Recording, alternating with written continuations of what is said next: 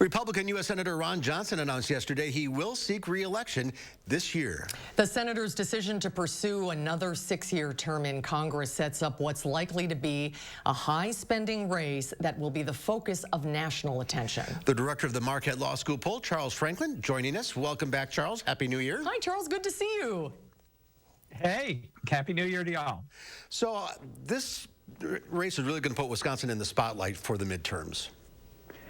It will, because with the Senate tied 50-50 right now, this race, along with a couple of open seat races, is going to be at the center of attention for the question of who controls the Senate after next year.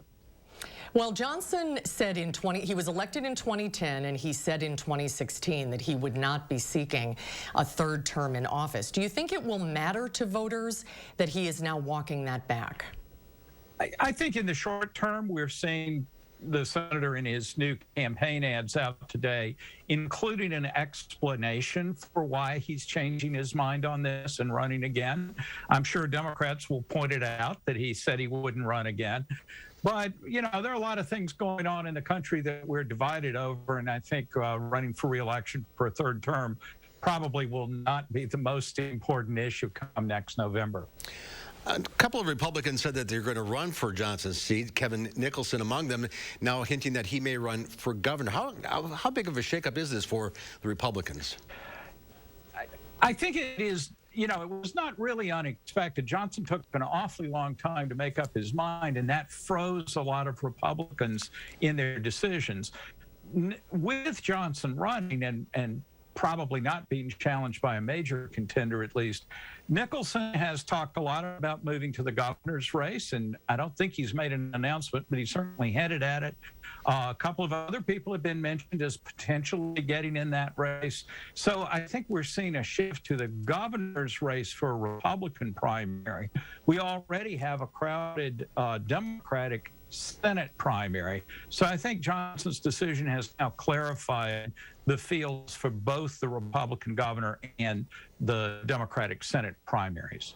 Well, Democrats are expected to face some headwinds in 2022, which is to be expected. The pendulum has a tendency to swing back. History has shown us in a midterm election. But you've done some polling about Senator Ron Johnson's favorability among Wisconsin voters, and you did it relatively recently. What did your polling show?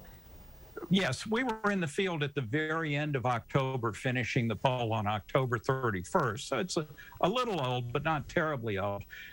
Johnson's favorability ratings are now more unfavorable than favorable for a 6-point net negative evaluation. 3 years ago, in January of 2019, he was at his all-time high water mark at 16 points more favorable than unfavorable. So over these 3 years, he's drifted downward, largely because Democrats have become much more negative, but also independent more negative.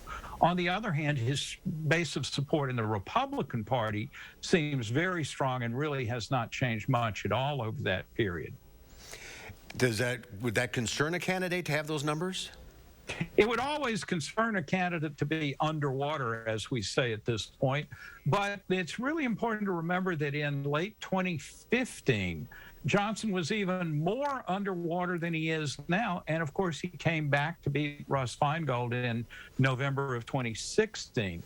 So I think these favorability numbers are worth noting now, but it's also worth noting that the Johnson campaign reversed those numbers in the 2016 race. Whether he can do that again this year is an open question, but certainly we have the evidence from the past that these numbers can shift. It's going to be an interesting year, as usual. Charles, we'll see plenty of you, I'm sure. I certainly hope so. Charles, Take thanks. care. Good Thanks to for see being you. with us. Thank you, Charles. Great to see you.